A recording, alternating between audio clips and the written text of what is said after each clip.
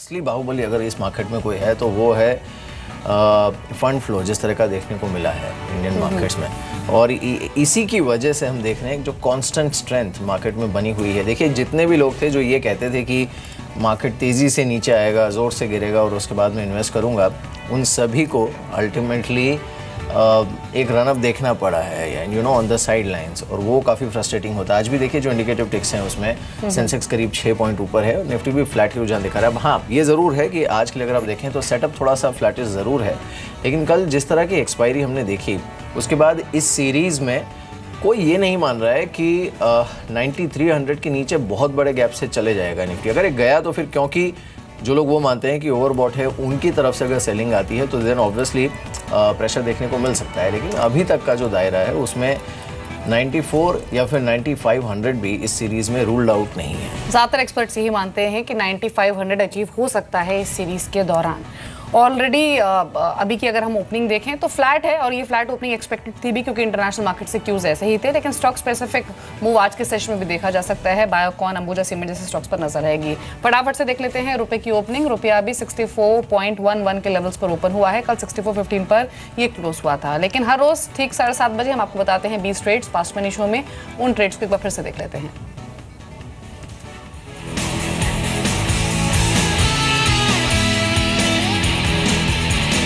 शुरुआत मैंने जो आज करी है वो है ज्वेलरी स्टॉक से। अक्षय तृतीया का मौका है, ज्वेलरी शेयर्स दमदार एक्शन शो कर सकते हैं आपके पोर्टफोलियो में। टीबीजेड और रेनिसा ज्वेलरी दो स्टॉक्स आपने पोर्टफोलियो में शामिल कर सकते हैं। टीबीजेड पे टारगेट है 100, रेनिसा ज्वेलरी 164 का टारगेट फॉलो कर सकते हैं। प्रकाश इंडस्ट्रीज अंडरवैल्यूड प्ले है, कैश ईपीएस 9 की है, 95 का टारगेट, 89 का stop loss. Adlabs entertainment निचले स्तरों से खरीदारी देखने को मिल रही है और यहां पर लैंड मोनेटाइजेशन की खबर जो है इस स्टॉक को रूल कर रही है और साथ साथ फंड जुटाने पर भी कंपनी का फोकस है। एड लैब्स एंटरटेनमेंट पर अगर आप खरीदते हैं तो 91 का टारगेट है, 85 का stop loss. Prism cement action में रह सकता है, माइनिंग लीज मिली है 50 साल की कंपनी को, 126 का टारगेट है, 116 का स्टॉप लॉस फॉलो करें। इसके अलावा पीवीआर बाहुबली 2 रिलीज हो रही है और स्टॉक्स जो आज रडार पर रहेंगे वो है मल्टीप्लेक्स स्टॉक्स। पीवीआर पे आज 1640 का टारगेट रहेगा। जय कुमार इंफ्रा और साथ साथ विनती ऑर्गेनिक्स दोनों ही स्टॉक्स टेक्निकली चूज किए गए हैं। जय कुमार इंफ्रा पे टारगेट है 297, स्टॉप लॉस 282, विनती ऑर्गेनिक्स 884 टारगेट, साथ साथ 867 का स्टॉप लॉस। हैरिसन मलयालम चाय कॉफी शेयर्स पे तेजी देखने को मिल रही है, 96 तक के टारगेट्स के लिए अप्रोच करें, 90 का स्टॉप लॉस। और एचबीएल पावर मैंने बतौर सुपरहिट शेयर अपने पोर्टफोलियो में शामिल किया, आज टारगेट 51 का, स्टॉप लॉस 46। मैंने शुरुआत करी थी बर्जर पेंट के साथ। पेंट कंपनी में काफी अच्छा एक्शन आज देखने को मिल सकता है। क्रूड 4 हफ्ते के निचले स्तर पर है तो लागत कम होने का फायदा देखने को मिलेगा। 267 का टारगेट लेके खरीदारी करें। Biocon on the face of it number खराब नजर आएंगे, लेकिन 95% एडजस्टेड मुनाफा बढ़ा है और 2:1 का बोनस भी आया है तो उसका एक इंपैक्ट देखने को मिलेगा। 1135 का टारगेट लेके खरीदारी करें। एचडीएल कल एफएनओ बैंक से बाहर आया था और काफी पॉजिटिव रुझान इस काउंटर में देखने को मिला था। आज भी मोमेंटम जारी रहेगा, सीरीज का पहला दिन है। 9450 का टारगेट लेके खरीदारी करें। एचसीएल इन्फो बतौर ईपीएस मैंने शामिल किया था, इनका K12 कारोबार बेचने के लिए मंजूरी मिली है।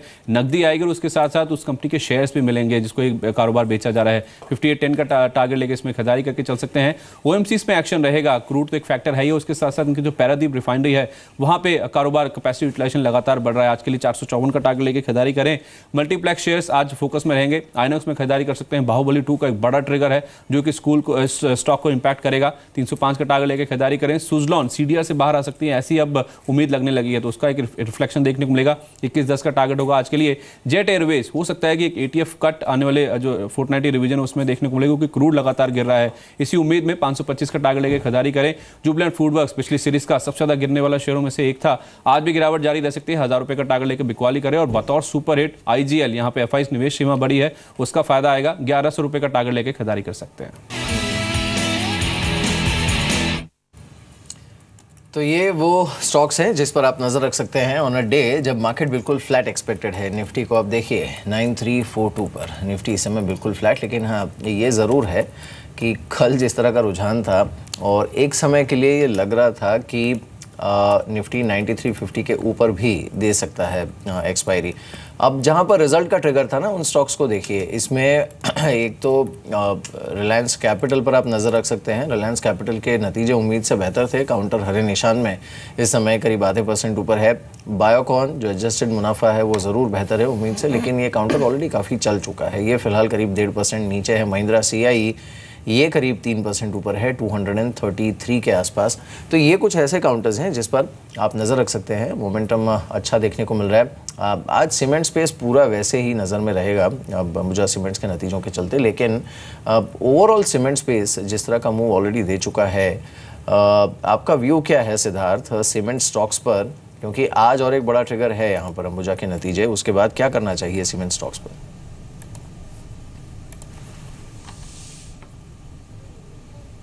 देखिए, कुछ एक लार्ज कैप कंपनियां जो सीमेंट की है वो थोड़े से ओवरवैल्यूड ज़रूर है, क्योंकि जिस हिसाब से ग्रोथ अभी है उस हिसाब से वैल्यूएशन थोड़े अहेड ऑफ फंडामेंटल्स है।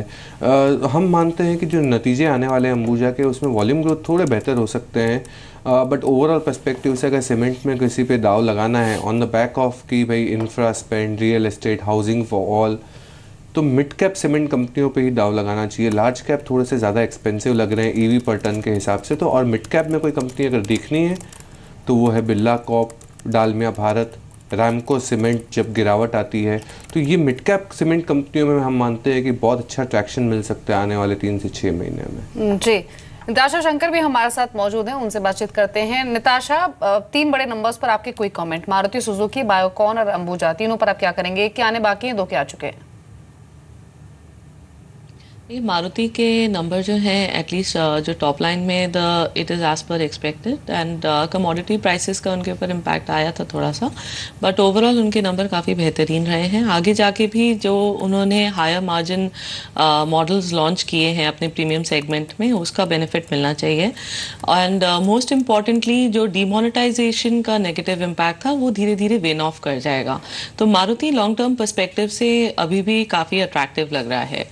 पूरे सीमेंट स्पेस में अंबुजा के रिजल्ट्स पे डेफिनेटली थोड़ा सा इम्पैक्ट आना चाहिए related to demonetization, particularly related to the north India business.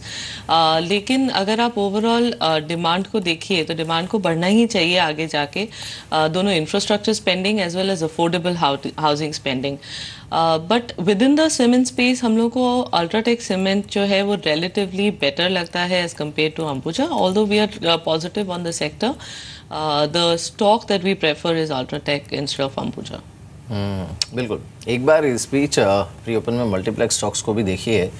अब दीपाली जैसे कई दर्शक हैं जो शायद फर्स्ट डे फर्स्ट शो देखने के लिए कतार में ऑलरेडी खड़े हैं, या फिर कम से कम पहले दिन देखने के लिए इस कैटेगरी में अभी वो होते अच्छी तो बात है। Very nice. तो सारे जो मल्टीप्लेक्स स्टॉक्स हैं ना उस पर अच्छा रुझान देखने को मिल रहा है। पीवीआर करीब 1.25% ऊपर है। हमने कल भी देखा था, इनफैक्ट ये स्टॉक्स चल रहे थे। आइनॉक्स को देखिए करीब 1.5% ऊपर ये ट्रेड कर रहा है इस समय। सिमी, आपकी टॉप पिक क्या है यहाँ पर?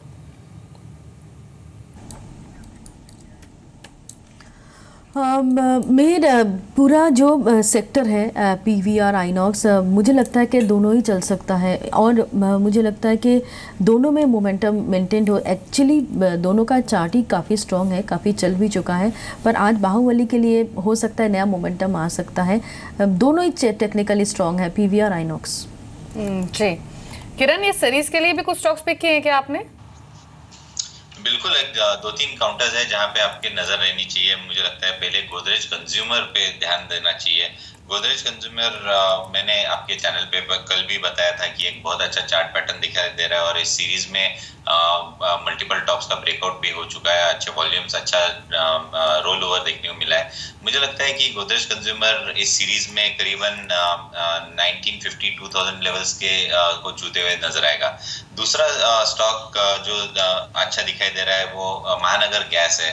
महानगर गैस मुझे लगता है कि इधर से बहुत अच्छी खासी मूव देखने को मिल सकती है। अगर महानगर गैस का चार्ट देखते हैं तो मुझे लगता है कि एक छोटा सा रेजिस्टेंस है करीबन 1030 को निकल जाए तब एक अच्छी मूव आपको देखने को मिलेगी। पिछले 5-6 दिनों से अच्छा कंसोलिडेशन हुआ है, उसके पहले एक अच्छी मूव भी हमने देखने को मिली है। तो इन ऑल ये 2 काउंटर्स है जहाँ पे मेरी नजर रहेगी। एक अच्छा परफॉर्मेंस इन दोनों स्टॉक्स में देखने को मिलेगा। बिल्कुल।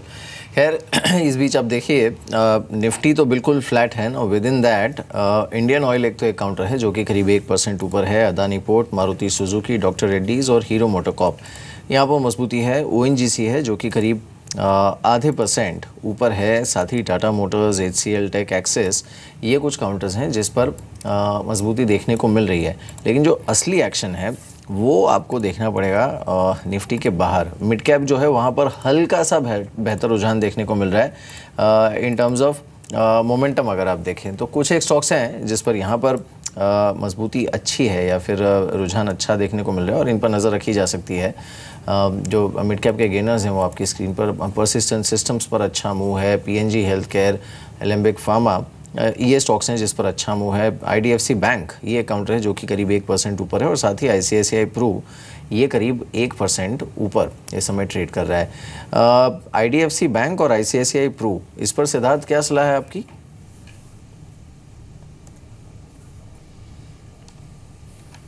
देखिए, दोनों ही कंपनियों पे हमारी कवरेज नहीं है, बट हम मानते हैं कि आईडीएफसी बैंक एक अच्छा पोटेंशियल बन सकता है आने वाले समय में, क्योंकि जिस हिसाब से इनके ब्रांच एक्सपेंशंस है और फ्रेशली फॉर्म्ड बैंक है तो इस हिसाब से लो एसेट क्वालिटी की भी कोई कंसर्न नहीं है। तो हम मानते हैं कि ये कंपनी बन सकती है लॉन्ग टर्म होराइजन में, बट वो बहुत लंबी अवधि के लिए हो सकता है। अगर ये इसी का ही रिप्लेसमेंट अगर एनबीएफसी या स्मॉल फाइनेंस बैंक में अगर देखना है तो हम मानते हैं कि इक्विटास होल्डिंग एक बहुत उम्दा कंपनी हो सकती है। वैल्यूएशन के पर्सपेक्टिव से दूसरे एमएफआई बिजनेस में इनएक्सपेंसिव है। साथ ही साथ अगर देखा जाए तो लोन ग्रोथ अच्छा है। 125 ब्रांचेज ऑलरेडी हो चुकी है और 450 ब्रांचेज एक्सपेक्टेड है। तो इक्विटास होल्डिंग मैं मानता हूँ कि स्मॉल फाइनेंस बैंक स्पेस में जरूर देखा जा सकता है। ठीक है, एक बार आईटीडीसी को देखिए, इंडिकेटिव एक्शन में ये स्टॉक 10% ऊपर ट्रेड कर रहा है। आज खबरों में भी है असम, राजस्थान और मध्य प्रदेश होटल में जो 51% हिस्सेदारी है वो सरकार को ट्रांसफर करने के लिए इस कंपनी ने एमओयू साइन किया है। 10% ऊपर, 735 का लेवल। संक्षेप में सिमी, आप एक कमेंट्स आईटीडीसी पर।